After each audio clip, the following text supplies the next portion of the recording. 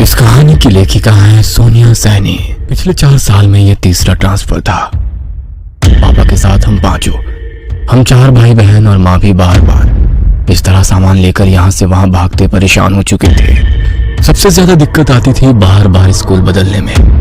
नया माहौल, नए लोग। जब तक हम थोड़ा संतुलित हो पाते, पापा एक नई जगह जाने का आदेश सुना देते।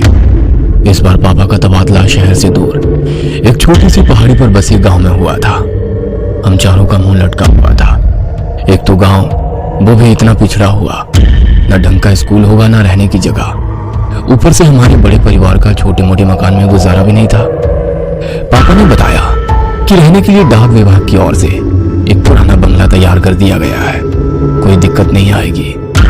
भारी मन से हमने अपना शहर वाला मकान छोड़ा और पहाड़ी के लिए निकल पड़े।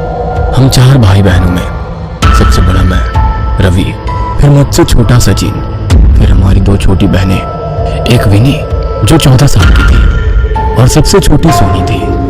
विनी चारों भाई बहनों में सबसे ज्यादा चंचल और खिलंदा स्वभाव की थी।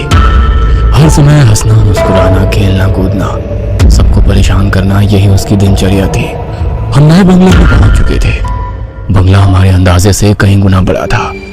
बंगले का एक भाग हमारे रहने के लिए साफ किया गया था। बाकी लगभग आधे भाग में कहीं ताले जड़े थे तो कहीं भयंकर टूट फूट मची थी। कहीं कहीं दरवाजे पर सांकल लगाकर छोड़ा गया था।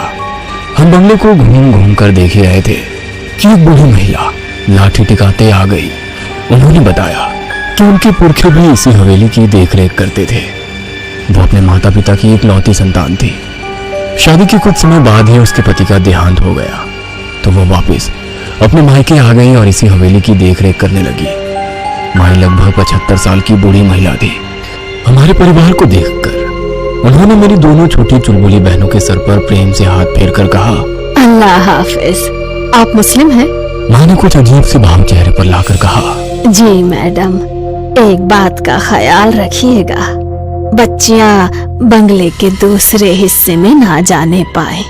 बच्चियों से मतलब क्या है आपका? मेरा मतलब बच्चे या बड़े कोई भी बंगले के दूसरे भाग में ना जाने पाए। जितना हिस्सा साफ किया है उतना ही भाग इस्तेमाल में लाए, समझे? लेकिन क्यों? ऐसा क्या है वहाँ?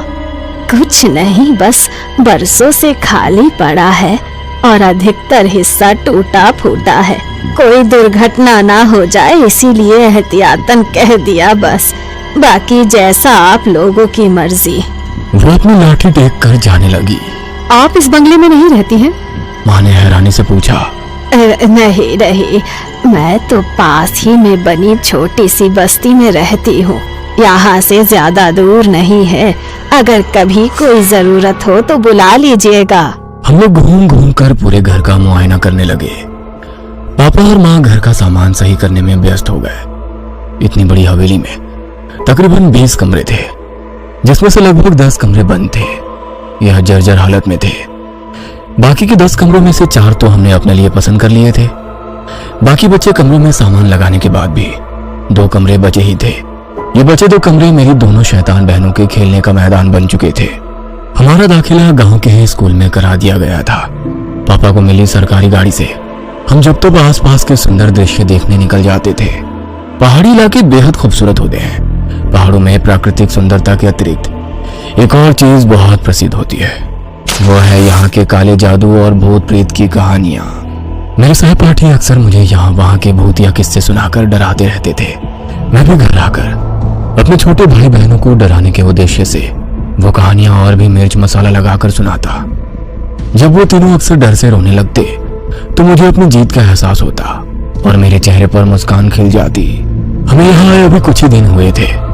मैं छोटे भाई सचिन के साथ क्रिकेट खेल रहा था।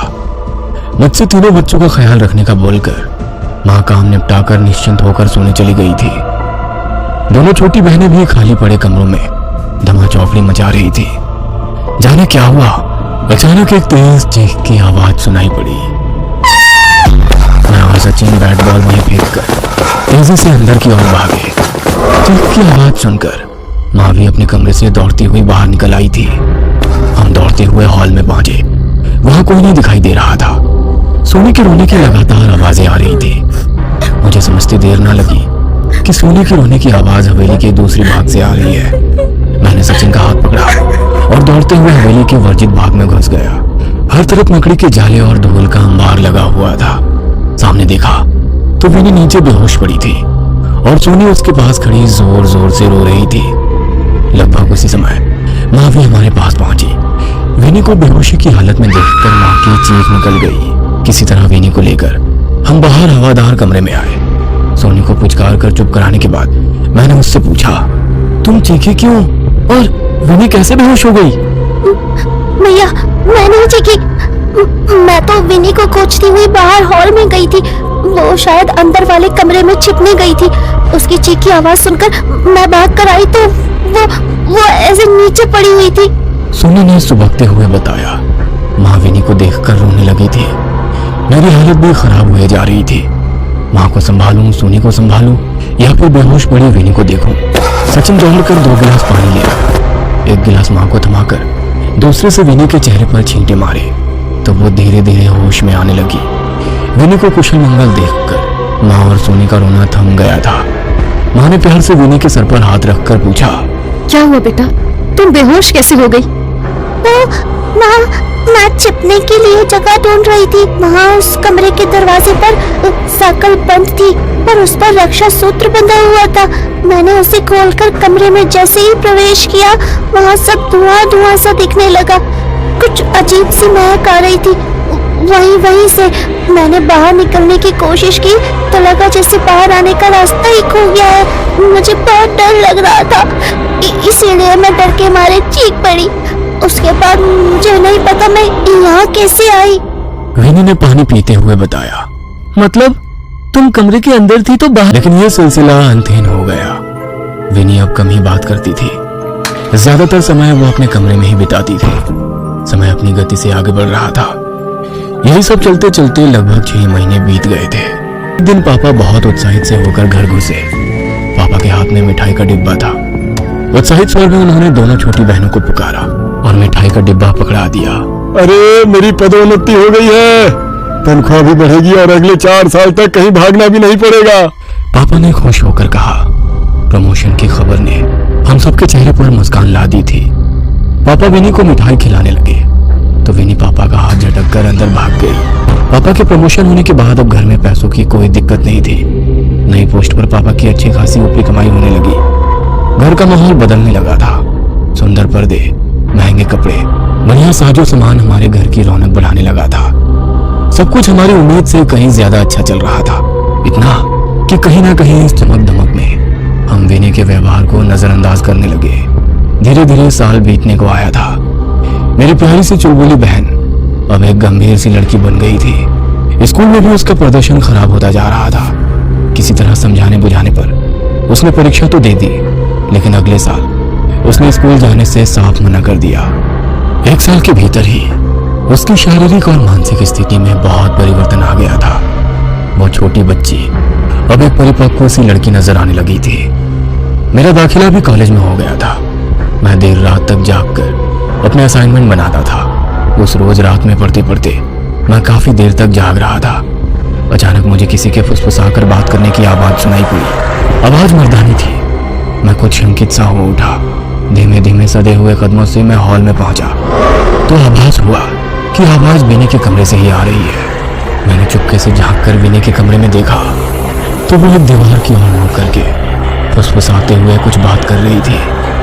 कमरे में विनी के अलावा कोई नहीं था और सबसे ज्यादा मुझे उसकी आवाज विचलित कर रही थी। दिन भर एक शब्द मुंह से ना निकालने वाली लड़की आधी रात को दीवारों से मर्दाना आवाज में बात कर रही थी। किसी तरह मैंने अपनी चीख को गले में ही दबाकर वहां से निकलना उचित समझा। रात काफी हो चुकी थी। मैंने फिलहाल किसी को भी जगाना ठीक नहीं समझा। उस रात मैंने कैसे करके एक एक पल बिताया मैं शब्दों में बयान नहीं कर सकता। सुबह होते ही मैंने मम्मी पापा को सारी बात बताई। माँ किसी अनहोनी की आशंका से कांप उठी थी।